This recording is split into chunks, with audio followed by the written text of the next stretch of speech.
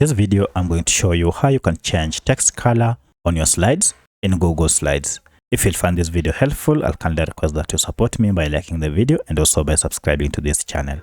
Alright, now the first thing you need to do is to go ahead and identify the text that you want to change the color. And for my case, I want to change on this. Go ahead and highlight it like that.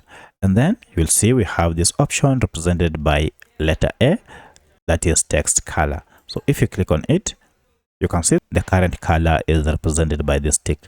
However, I'd like to go ahead and change this to this color. So if I click on this color and then click out, look at that, the color has been changed. So you can go ahead and change the color throughout your slides to your preferred color. If you have any other question, kindly let me know in the comment section. Otherwise, thanks for watching and let's meet in the next video.